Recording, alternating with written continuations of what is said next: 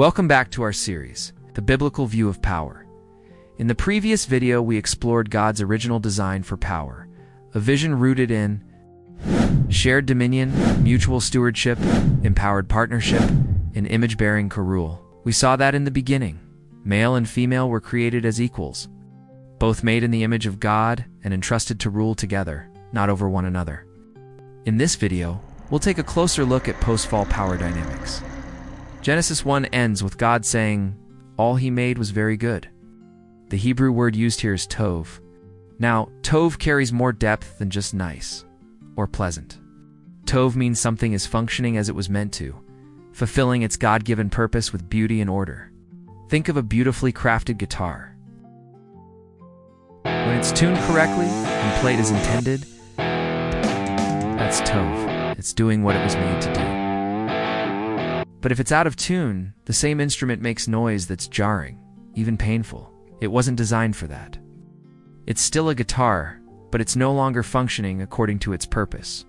In the same way, God's creation, including power and relationships, was designed to work in harmony. When we live according to His design, it's like a beautiful song. When we reject that design, things fall out of tune. So, to summarize, God created everything including His image bearers and then entrusted them to multiply, to rule, and to care for creation. And it was tov. Ordered with purpose.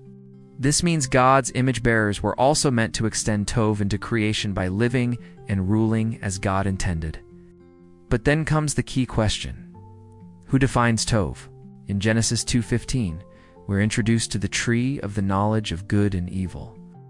The test wasn't just about a piece of fruit. It was about trust. Would God's image bearers trust God's definition of tov? Or would they define it for themselves? That's the core issue. When it comes to power, the question becomes, who determines how power is used? God or us? If we submit to God's definition, the result is tov. It leads to peace, harmony, and flourishing or shalom.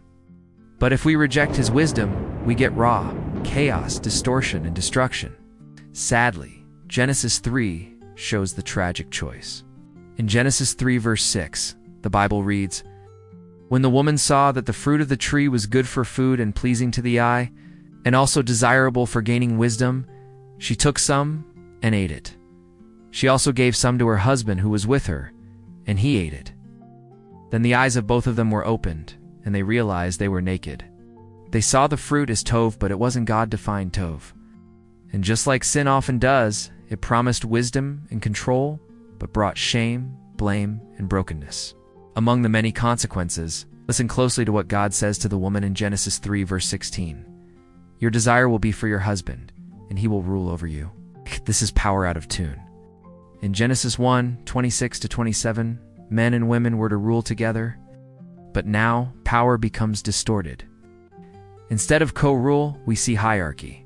Instead of mutual partnership, we see power over. And this isn't just about gender. The ripple effects of this distortion affect all of creation, producing systems of domination, control, and inequality.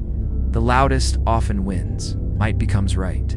When we define tov for ourselves, when we use power according to our own wisdom, the result is always disorder, injustice, and brokenness. Here are some reflection questions. How do you define power? Who defines power in your life? How have you experienced power both in moments when you had it and when you were on the receiving end of someone else's power? How have you experienced power in the use of power in the church? Before we close out, it's important to recognize that power dynamics are complex. They operate on both personal and systemic levels. Each of us brings unique traits, our personalities, temperaments, and life experiences all shape how we perceive and use power. Some of us tend to be calm and reflective. Others may respond more quickly or assertively in moments of challenge. We also differ in how we handle feedback. Some welcome critique, while others may find disagreement difficult to navigate.